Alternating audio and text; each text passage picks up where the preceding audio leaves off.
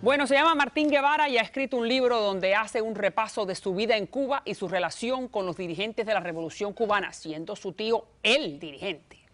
Sobrino del Che, viajó a Cuba donde vivió por 12 años. En la isla gozó sin duda de los privilegios más grandes que pueda recibir alguien que tenga ese apellido, Guevara, y ahora vive en España. Le damos la bienvenida. Muchísimas gracias, caballero. Martín Guevara acaba de escribir este libro que ya está en todas las bibliotecas y las librerías del sur de la Florida, A la sombra de un mito, sin duda de un gran mito, pero no solamente en Cuba, sino a nivel mundial. Gusto en tenerte en el programa. Vamos a ver, ¿por qué el libro ahora? ¿La razón para escribir el libro? Primero, mucho gusto de estar aquí. El gusto es nuestro. Tener a alguien relacionado con el Che, el mismo ADN, cerca de nosotros, sin duda que para nosotros es un privilegio y un honor. Y para mí también. He visto hasta la entrevista tuya con Fidel, que es una maravilla. Bueno, si lo pudiera hacer otra vez nuevamente ahora, sí, no, fuera no, así en realidad una maravilla. Sí. Pero nada, gracias igual, dígame. ¿Por qué el libro ahora? Sí, ¿por qué ahora el libro? No, los libros para mí son... Yo los vivo primero. Y después los voy escribiendo en la medida en que me va pidiendo salir. Este es un libro que yo me debo a mí y que le debo a la generación de los 70 y los 80 en Cuba, de mis amigos, de todos los cañeros que trabajaban y cortaban caña para que nosotros viviésemos muy bien, que esa solidaridad nunca salió ni de Fidel ni de nadie. Ellos vivían también muy bien gracias a estos cañeros del pueblo que trabajaba. Y es un libro además que le debo la verdad.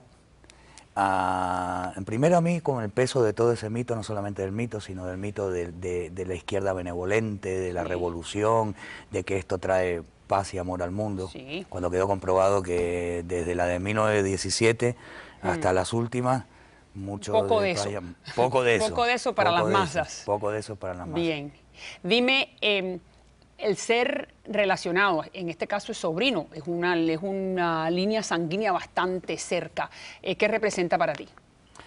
¿Cuán peso tiene? Sí, es muy cerca porque los Guevara eran muy unidos. Desde los Lynch, desde los Guevara, desde que vinieron de España a América, a Argentina, eran muy unidos.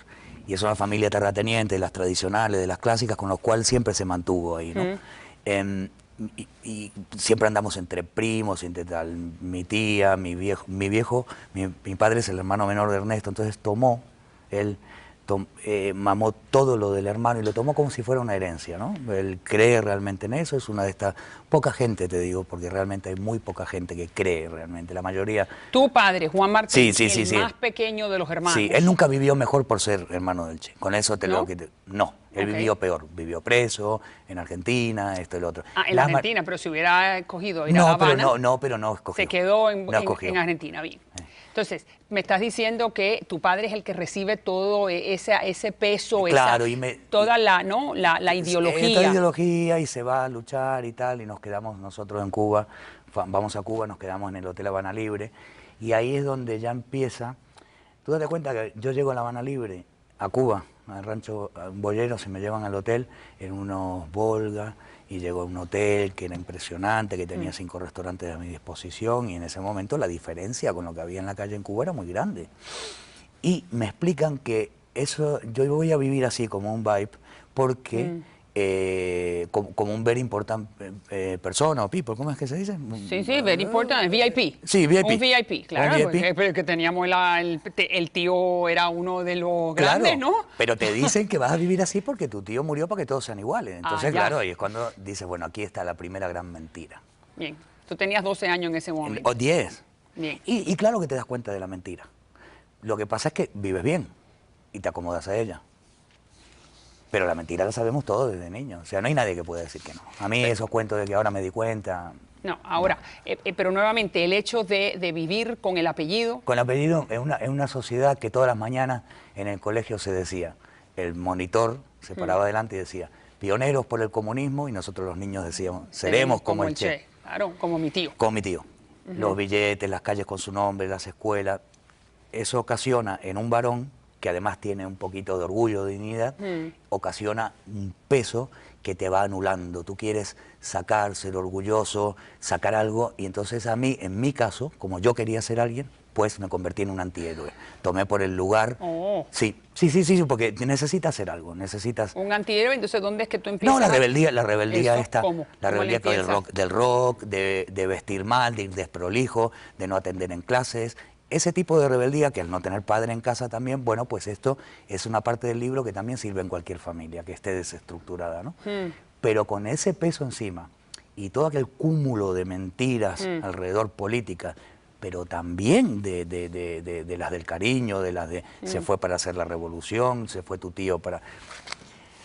Mi tío se va para hacer la revolución a otros lados y liberar niños del hambre, sí, pero deja a sus opresión. Hijitos en el claro. No, pero los dejó con el Estado cubano, que se lo estaban cuidando Pues, bien, ¿no? No, pero tú, si tú te vas, si tú dices que te vas por amor a los niños a cuidar a otros y dejas los tuyos chiquititos, algo no va a funcionar bien. Bien. Porque a lo mejor ni comen los otros y a lo mejor los tuyos se quedan tristes toda la vida. No, y no tienen la figura del padre. Eso es lo que digo. Dime, la familia del Che, nuevamente para el que no la tiene clara, Celia, tu tía, Mi que tía. quería mucho a Ernesto, Sí. tu papá, Juan Martín, sí. que nunca vivió de los privilegios, Sí. las hijas del Che, que muchas de ellas todavía viven Sí. en La Habana. Sí. ¿Cómo es toda esta relación familiar en este momento, con esta figura en el centro?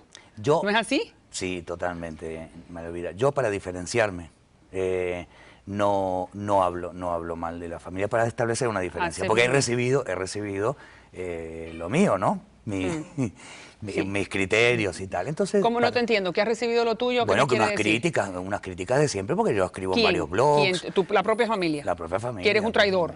¿No? ¿O que Sí, eres un... bueno, sí, imagínate, hasta llegan a haber versiones que la CIA me está pagando y yo digo, oye, dale mi teléfono a la CIA. Absolutamente. Por favor, dile a Langley que me ubiquen ahí en León.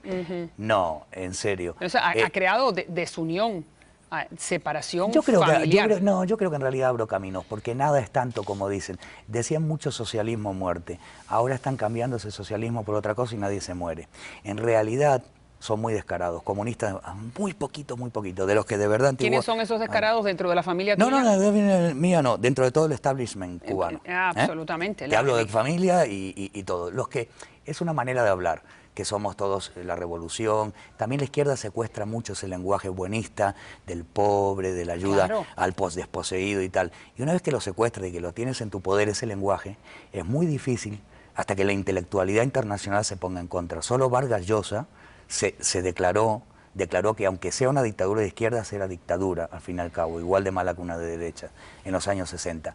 Todos los demás intelectuales, muti por el foro. Es muy difícil, es mucho más fácil condenar a una derecha. En cuanto sale Pinochet, todos estamos ahí, en cuanto sale Videla, en cuanto sale... En cuanto sale uno que secuestra ese lenguaje, todos estos gobiernos que está viendo y tal, y te tu cuesta. tío es el gran abanderado de esa ideología que me estás diciendo.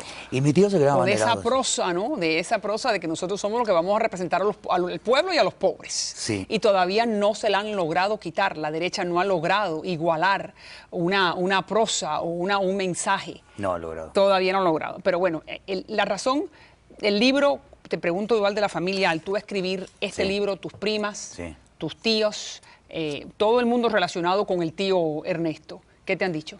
No, yo los quiero mucho, nos criamos juntos desde que llegué ahí, Ernestico e Hildita, que es la hermana mayor que ya murió, la hija mayor de Ernesto. Los quería muchísimo, era como mis hermanos entre dos primos, otros primos, Rafael, Robertón, nos queríamos mucho. Ellos viven en Cuba. Ellos viven en Cuba. ¿Qué? Mira, ¿Qué te han María, dicho del libro? tú tuviste una cosa muy fuerte en tu vida, ¿no? Tienes la cubanía y tienes tal y no has podido vivirla en Cuba. Yo de esos casos conozco tantos cubanos, que lo que me ha pasado a mí es tan poquito, que por eso te digo que lo hago por respeto a los cubanos. Conozco familias separadas, hermanos que han crecido lejos y se han tenido que manifestar un odio público, porque tú eres gusano y el otro es gusano, y el otro quería escribirle y no podía recibir cartas, y este odio lo ha sembrado esa involución, no revolución. Ese odio que ha sembrado esa revolución, que no se han podido hablar, gente que se querían, es mínimo al lado de lo que me pasa a mí. Bueno, no me quieren... No, pero independientemente... No, pero es así, sí, me pasa eso es lo que me pasa. ¿Qué te pasa? Bueno, la gente te cierra un poquito la puerta, ¿Qué dice tu familia sobre este libro? No lo sé. No lo sabes. Pero me lo imagino. Ay, ¿no te han mandado un email o una llamadita diciéndote o comentando? No, porque hay respeto, porque yo manifiesto lo que pienso. Tú dices que Fidel es un mito que hay que estudiar. Dime, al igual que el de tu tío, pero vamos al de Fidel. ¿Por qué hay que estudiar el mito de Fidel y cuál es ese mito? Fidel es un mito que hay que estudiar, en realidad es un hecho que hay que estudiar, casi no es un mito, es un hecho, porque hay que ver cómo él estuvo con Chivás, con José Antonio Echeverría, cómo fue jesuita, cómo luego metió presos a los anarquistas, a los comunistas. En Cuba estaba prohibido leer a Gramsci, Bakunin y Trotsky. Cuidado, no solamente, no a Adam Smith, teórico del capitalismo, a los teóricos del comunismo y del anarquismo.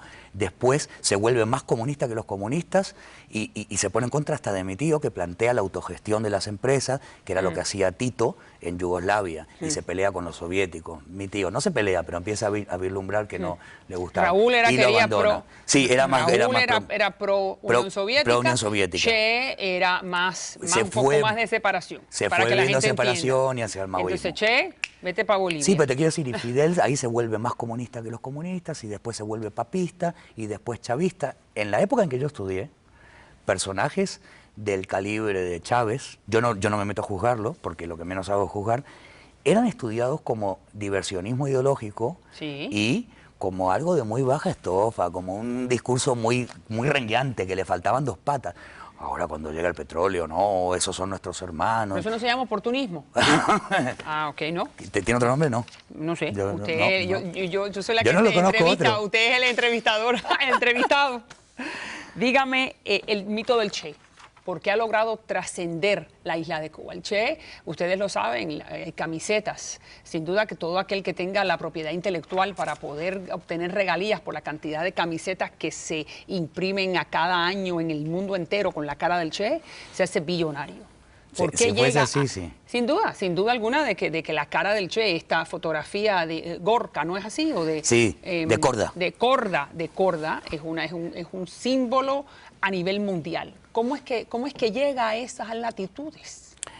Yo creo que ahí... ¿Te lo has preguntado? Ahí, sí, y en eso he ocultado mucho. Ahí interviene el hecho de que el Che hizo todo ese camino occidental de la culpa, primero muy romántico, era un tipo que realmente leyó mucho, fue muy culto, muy tal, después conoció, me imagino, aquí ya no puedo juzgar, ¿no? El libro no es sobre el Che, pero ahora te respondo eso. Conoció la batalla, la sangre de ambos lados, recibirla y darla, luego el aburguesamiento de los ministerios, y luego rompió con eso. Y de alguna manera a mí, yo sí retomo mucho ese tío que fue en el camino hacia la muerte, además muy consciente. Él no era un gran político, no juntaba masas, él tenía una cantidad de 100 personas y se le quedaban en 5. Porque así fue en la guerrilla, no hacía proselitismo, no mentía como Fidel, no era tan engatusador, no vendía miel, de la manera tan buena como lo sabe hacer Fidel.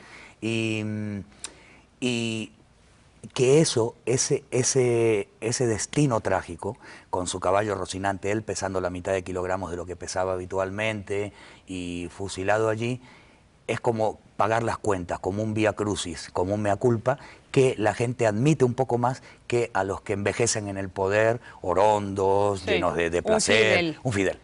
Y entonces representa eso. Y después ponle que Occidente, siempre la gente entre los 30 y los 40, desde Cristo hasta todos los demás, Jimi Hendrix, Janis Joplin, Brian Jones. Está buscando un héroe. Sí, Oriente no. Los chinos necesitan gente con los pelos largos, o sea, que sea Confucio, Lao Tse, viejos. Nosotros admiramos la belleza y la juventud. Y el Che era fotogénico y juntaba todo un poquito de estas cositas. Y era joven, y era revolucionario, y era idealizador. Y era revolucionario, y después la gente hace un mito de eso, ¿no? Te lo junta con Bob Marley cuando... Vamos a hacer una pequeña pausa y cuando regresemos me dijiste que él sabía que iba a ir a la muerte. En tu libro, y ahora vamos a hablar un poco más de tus experiencias en La Habana, en tu libro tú dices que él sabía que Fidel lo había abandonado. Y quiero que me expliques, ¿no? ¿Por qué me quieres decir? Y si sabía que iba a la muerte, ¿por qué fue? Estamos hablando con el señor Martín Guevara, que es el sobrino del Che, que acaba de publicar este libro, A la sombra de un mito, a la sombra de su tío. Sin duda que acaba de salir al mercado y me encantaría que continuara con nosotros para escuchar más anécdotas. Ya regreso.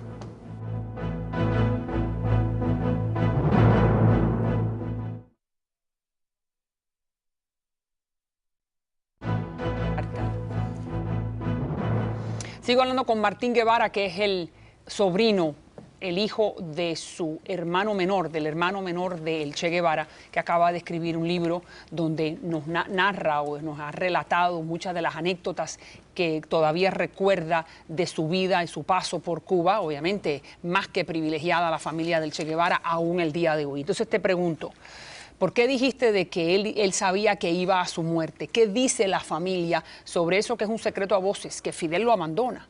Bueno, cuando Fidel lee la famosa carta, son 3 preguntas en una, pero bueno, dime por qué tú consideras que él sabía que iba a la muerte. Bueno, por lo que tú dices, que es un secreto a voces. Fundamentalmente la familia lo niega porque... ¿No les conviene? No sé. Hay una parte que no les conviene. Yo me fijo ahora exactamente en la gente que tiene dignidad, en mi padre, en mi tía. No, el socialismo, la represión en los países comunistas ha tenido una particularidad increíble que no la ha tenido en ningún país capitalista.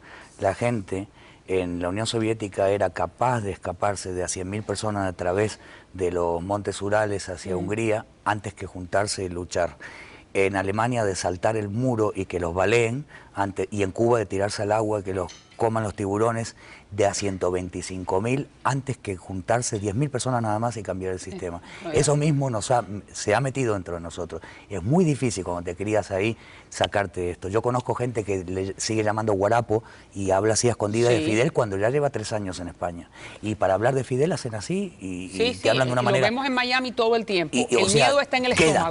Queda en el estómago. Y entonces, ¿qué me quieres decir con eso? No, de que la familia de Guevara también... No el miedo, sino el aleccionamiento y la manera de pensar que aun cuando están viendo la realidad, aun cuando estás viendo que Fidel hace esto, es que es un mago de la mentira.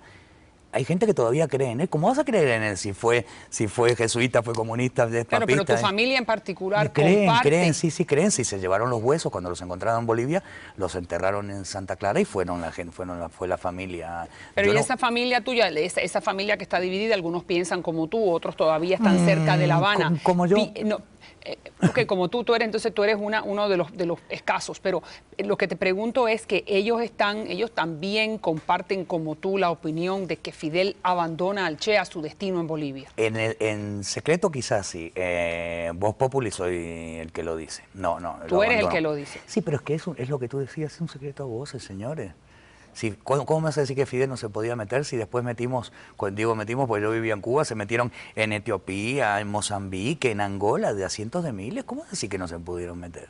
La carta de despedida que lee Fidel, que supuestamente era una carta personal de tu tío a Fidel, pero Fidel la lee en público. Sí. Entonces, en tu libro estás diciendo de que eso fue la sentencia a muerte. Yo creo que sí, porque son... ¿Por qué la vergüenza? Claro, la vergüenza, el orgullo, las grandes habilidades de Fidel, ¿no? Leer... Ya el Che había planteado un alejamiento de las teorías de Carlos Rafael Rodríguez, económica, y ellos sí se querían alinear con el CAME, con el Comité de Ayuda Mutua Económico, con los países socialistas del Este. Entonces, de a poco, Fidel lo tenía complicado, hacerle una cama no era fácil, aunque ya yo creo que lo había aprendido bien con Camilo, con Uber Matos, con Fran País, y la hizo de esta manera, leyó la carta, permitió que se fuera. Al leer la carta de un hombre que tiene un amor propio, es muy difícil que vuelva a un ministerio. Y más cuando ya estaba por irse. Y además cuando ya había diferencias. ¿Qué comentario alguno dentro de la familia que hizo el mismo Che al escuchar que Fidel había leído la carta? Dentro de la familia no. Yo he escuchado comentarios de combatientes que estuvieron con él, que eso lo deprimió, que realmente le molestó muchísimo, muchísimo.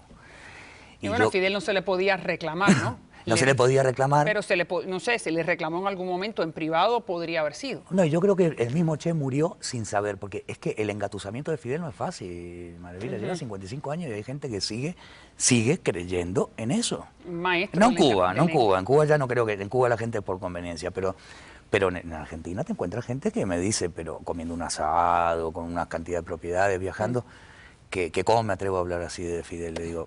Pero tú estás claro de lo que serías tú. Tú estarías preso a las 2 horas de estar como un cubano.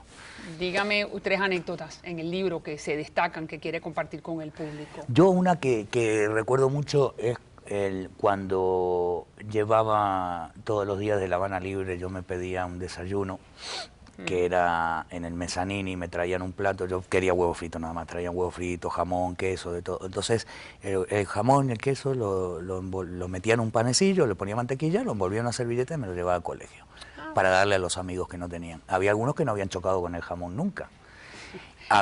El portero también le daba para que me dejara escaparme antes de que terminaran las clases o este tipo de cosas. Y entonces todo el mundo, abierto, abierto, abierto, dame a mí, dame a mí. Y un día me vino a ver uno del ICAP o del Departamento de América, lo que nos atendía ahí a nosotros, a los Guevara, para decirme, mira Martín, aquí todo el mundo es igual. Aquí hay una revolución, tal, pero todavía no está todo conseguido. Hay muchachos que no pueden comer eso. Sería mejor, conveniente que no los lleves al colegio. Y entonces yo comento que ahí descubrí dos cosas fetiche de la revolución. La usurpación de la verdad y el deseo del jamón. Y el deseo del jamón de muchos cubanos. El deseo del jamón de muchos Esto cubanos. es 1970. 74, Wow. 75. 15 años después de la revolución y todavía todo el jamón no se había conseguido para toda la población. No, pero nunca, nunca, absolutamente nunca. Luego, cuando a mí me decían, yo tomé por tener pequeñas actitudes rebeldes, que después fueron a mayores, ¿no? Y en la vida personal me ocasionaron severos, tuve que luchar, y por eso cuento la historia, que todos podemos ir hacia arriba después, que hay que encontrar el camino personal también. Aparte de todo, la política es un libro de decirle a la gente, no te desesperes de nada, tú sigue para adelante, tú lucha porque tú lo vas a conseguir. Ahora eso sí, hay que ser muy honesto con uno mismo y ir con la verdad de uno. No, y por eso a mí me da igual quiénes están en contra, me hace más fuerte si a mí me critican por esto, porque eso que están viviendo en Cuba es una mentira y un abuso con el pueblo. Bueno, esa otra anécdota es que me decían, Martín, si tu tío se levanta, se vuelve a morir. Ajá, cuando te escucha... No, antes no, cuando yo tenía 12 años y 13. Ajá. Entonces yo faltaba al colegio, o 14 o 15. ¿Pero por qué se ha de volver a morir? ¿Tú sabes lo que era? Escuchar los Rolling Stones. Te ponían una mancha en el expediente escolar acumulativo. Cuando te agarraban que estabas escuchando a los Rolling Stones, o yo me gustaba ponerme un jean Levi Strauss y yo ya iba creciendo y aquellos que tenías iban quedando chiquiticos y había que conseguir uno y no te lo mandaban de afuera, que no era una locura, pues si no te tenías que poner un pantalón chino. Y uno tenía su vanidad.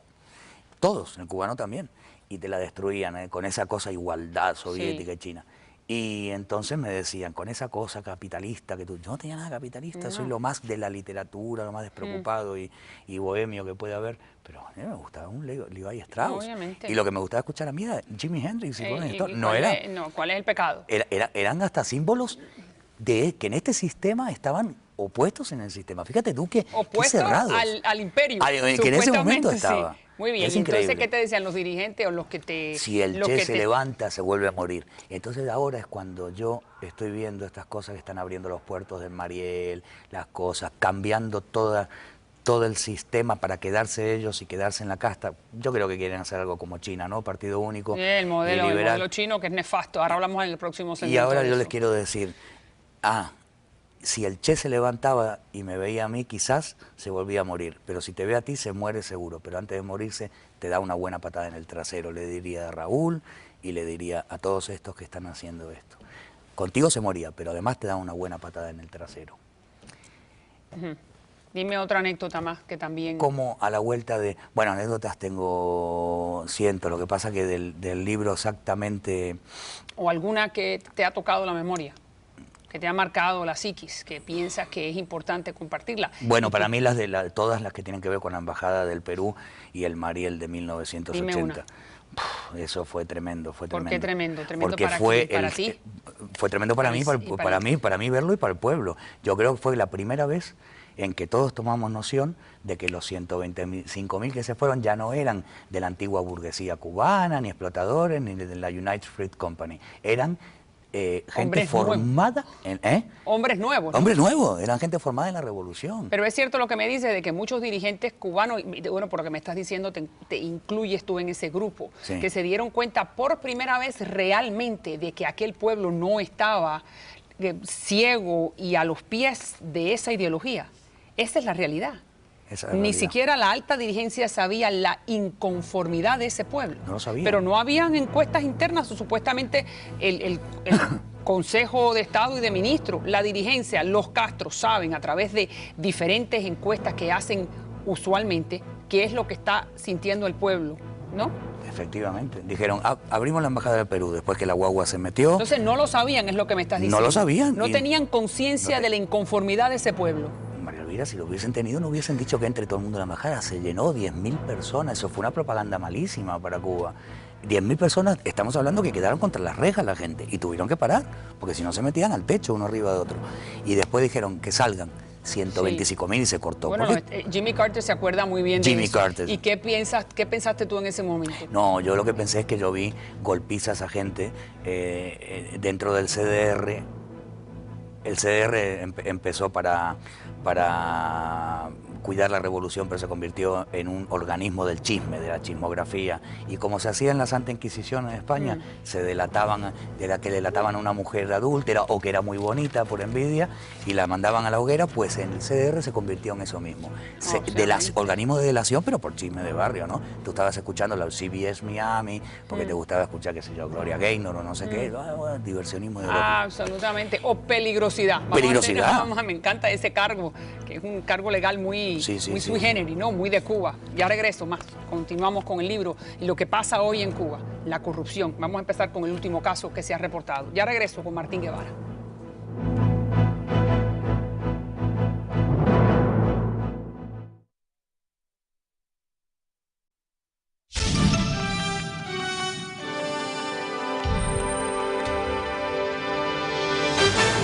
Estamos con Martín Guevara y estábamos hablando sobre la actualidad. ¿Qué piensas tú de la corrupción que se está viviendo dentro del anillo gobernante? La última información es que hay 14 funcionarios cubanos que están acusados por corrupción. Pero no solamente este no es el primer caso, sino ahora se ve más y más que el Gran anuncia que los hermanos revolucionarios han caído en pecado. Eso antes no se veía tanto. ¿Qué piensas tú de eso? Antes no salía tanto. Antes la corrupción no estaba estrechamente ligada al dinero, porque ahora se cae, se desmorona ese sistema y es el dinero, la divisa contante y sonante en todo el mundo, la que les va a asegurar una buena vida. Antes pensaba que el socialismo iba a ser eterno y la corrupción era de poder. Es correcto, sí. Lo que querían era poder, no poder tanto divisa. Y se dime, tú me dices que ese régimen se cae. ¿Cómo se cae? Bueno, aunque sigan los mismos mandamás, lo que se ha caído es todo el sueño. Eso se cayó desde los 60, desde que programaron. Pero un cambio de régimen, un cambio donde se abre el juego político. El juego político yo creo que no lo voy a ver. ¿No? Al final sí, pero no porque ellos lo abran, sino porque la realidad se abre paso. La vida, cuando abre una grieta, se va a meter por ahí la realidad. ¿Y hacia dónde va entonces Cuba? ¿Hacia el modelo chino? Yo espero, y esa es una de las funciones de mi libro, que haya... que entre todos se unan y no permitan que eso ocurra. Cuba, quédate ahí, el modelo chino es nefasto. Sería nefasto, ¿correcto? Explicarle al público por qué sería nefasto. Yo también lo pienso así. Nefasto, son 100 años más de comunismo. Efectivamente, ¿no? Y ya no solo de eso, sino Pero ¿cómo se evita que el modelo chino no sea el que se instaure después del modelo comunista o modelo leninista? Bueno, yendo de la gente que tendrá interés en manifestar sus diferencias tendrá que abrirse paso dentro de Cuba, hablando, luchando por formar partidos, por formar asociaciones. Están presos, los que tratan de hacer eso están presos. Están presos, claro. En el exilio. Están en el exilio. Efectivamente, yo sé, pero cada vez tendrá que hacerse, es que no hay otra manera. Dime la actualidad de hoy en Miami, ¿dónde se equivoca el exilio, si en algo? Yo no lo sé, ya sería muy petulante yo decirle algo así al exilio como que se equivoca, ¿no? Pero... Bueno, sí, con las mejores intenciones. Yo llevo 52 años desde que nací escuchando, tenemos que hacer esto, nada ha funcionado. Mira, María Elvira, tú le sacas una fotografía a Cuba de donde era el hombre nuevo en el año 59 y el otro día vi un vídeo del año 30 que había el doble de automóviles que en la mejor de las épocas del fidelismo.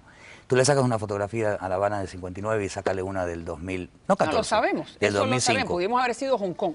Pero sácale una del 2014 claro. Y todo caído. Y saca una de Miami del 59 y una de Miami del 2014. El hombre nuevo está aquí. Entonces por eso yo no puedo criticar a Miami, porque yo veo que la fuerza de trabajo, el cubano, cuando yo lo veo aquí, no tiene nada del vago que tiene la fama. Pero eso es la parte económica, la parte política. La parte política... Por ejemplo, el bloqueo le ha dado mucha ala. Esto te lo escuché decir a Joanny, que piensa igual que yo, porque mucha gente aquí piensa que el bloqueo ha servido a dos extremos para mantenerse, para tener el embargo una solamente justificación. le da una buena excusa al régimen para mantenerse. Como le da la Falklands a la Argentina cada vez que se encuentra mal económicamente, para decir, las Malvinas no son inglesas, son argentinas, y se unen todos en esa proclama patriotera de baja estofa. Canto de sirena, que sí, lo que te hace es marear. Canto de sirena. Un gusto, siempre, se me acabó el tiempo, pero bienvenido siempre a este programa, y bueno, ahí está el libro para todo aquel que lo quiera obtener. Gracias nuevamente por estar con nosotros. Gracias. A la sombra de un mito del tío, el Che Guevara. Gracias, Martín. Ya regreso.